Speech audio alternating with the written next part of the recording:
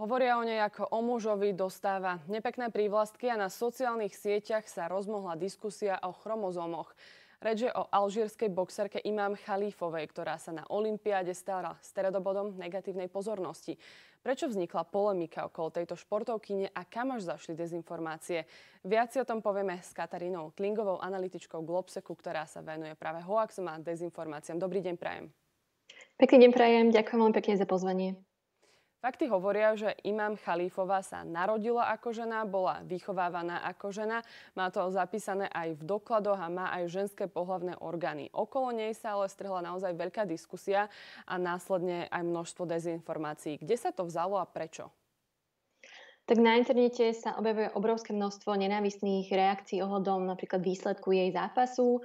Na základe fyzického zjavu diskutujúci označujú Alžírčanku za transsexuálnu ženu, ktorá vyhrala vďaka svojim fyzickým proporciám. Ako ste sami vraveli, Imam Chalífová sa narodila ako ženou a je ženou, trpí však ochorením, ktoré sa prejavuje zvýšenou hodnotou testosterónu v jej tele. Takže nejde o žiadnu LGBTI ideológiu, nie je to ani muž vydávajúci sa za ženu, je to reálna osoba ženského polieva, ktorá trpí vážnym ochorením.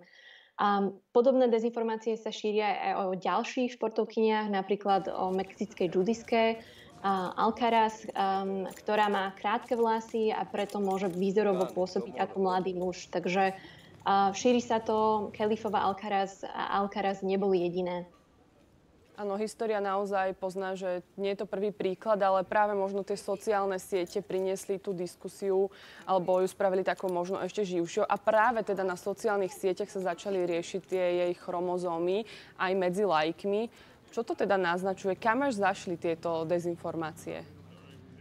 Naozaj ľudia na základe rôznych dezinformácií úsočujú a útočia na týchto rôznych olympijských športovcov, útočia na nich kvôli ich vzhľadu, chorobe alebo hovoria o nich, že zmenili pohlavie.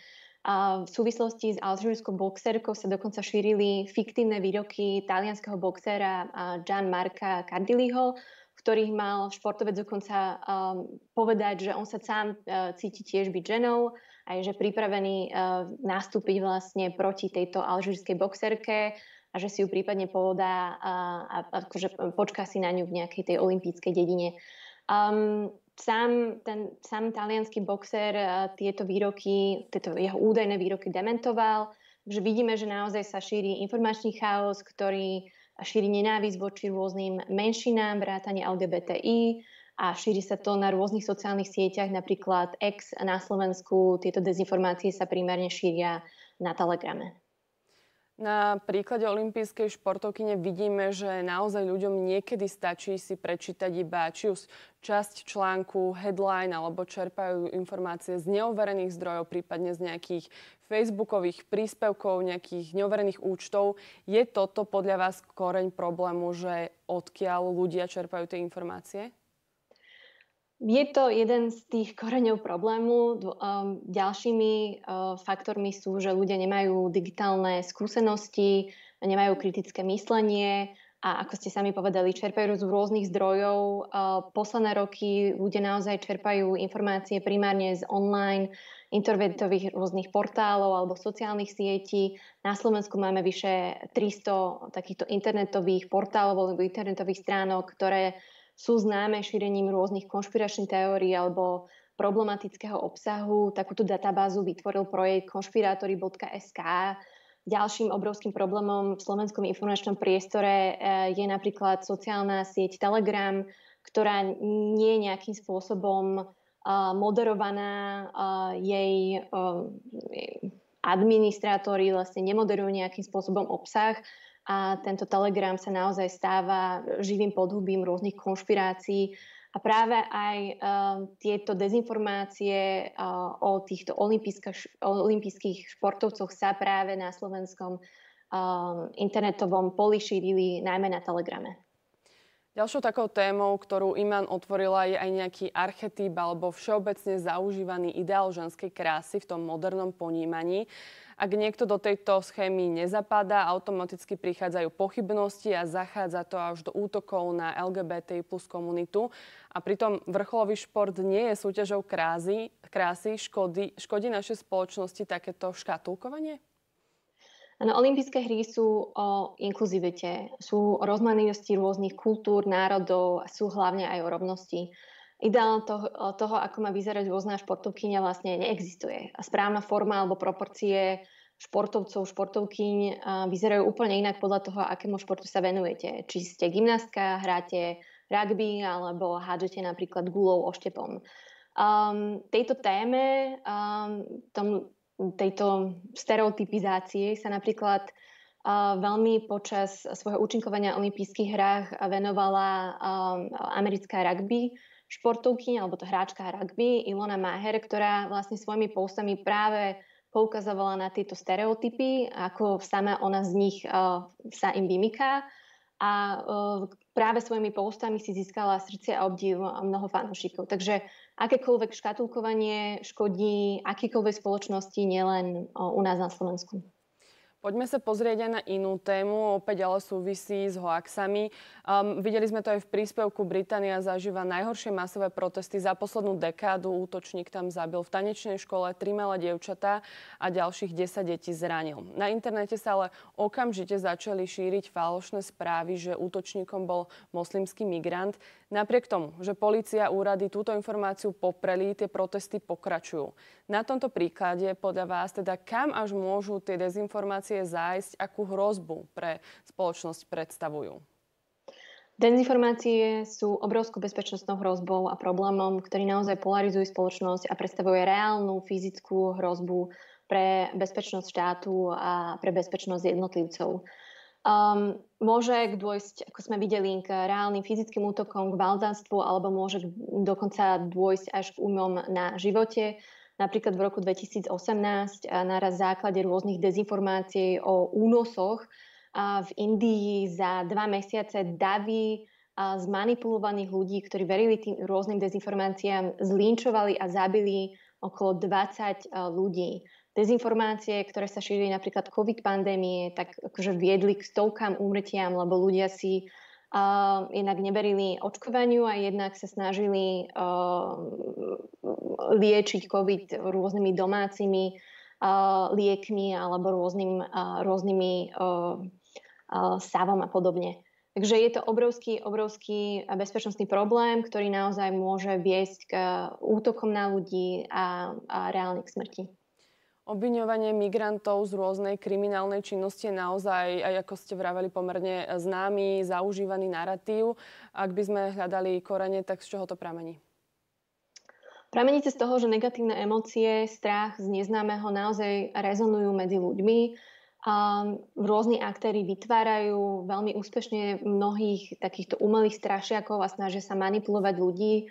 Táto téma migrantov, migrácie, vytvárania tých nepriateľov, umelých strašiakov naozaj je častokrát využívaná aj rôznymi politickými aktérmi počas rôznych volebných kampaní. Využívajú to napríklad krajne pravicové alebo rôzne populistické strany. A potom to naozaj vedie k obrovskej polarizácii spoločnosti. Migráciu ako takú využívajú aj rôzni zahraniční podvratní aktéri. Napríklad v roku 2016 Ruská federácia šírila informačnú operáciu v Nemecku. Tá informačná operácia mala názov Prípad Líza. Vlastne šírili dezinformácie o tom, že 13-ročná Líza, ktorá bola školáčka v Berlíne a pochádzala z rodiny ruských imigrantov žijúcich v Berlíne, bola unesená a znásilnená troma migrantmi z Blízkeho východu. A tieto dezinformácie sa veľmi úspešne šírili medzi ruskými migrantami, medzi ruskou komunitou žijúcich v Nemecku a potom aj v Rusku. A vznikali obrovské občianske nepokoje, ktoré vlastne môžeme pozorovať teraz v Spojenom kráľovstve. A na základe tohto prípadu Lízy, tejto dezinformácie, vlastne samotná nemecká vláda si uvedomila, že sa musia aktívnejšie venovať dezinformáciám a lepšie komunikovať s verejnosťou, lebo ľudia sú naozaj náchylní veriť rôznym takýmto dezinformáciám. Na základe prieskumu, ktorý realizoval Globsec, som si vytiahla, že na Slovensku rezonujú práve tieto dezinformácie a nenávisné kampane proti či už migrantom alebo LGBTI plus ľuďom. Čomu teda veria Slováci? Áno, bohužiaľ Slováci veria rôznym dezinformáciám alebo polarizačným narratívom.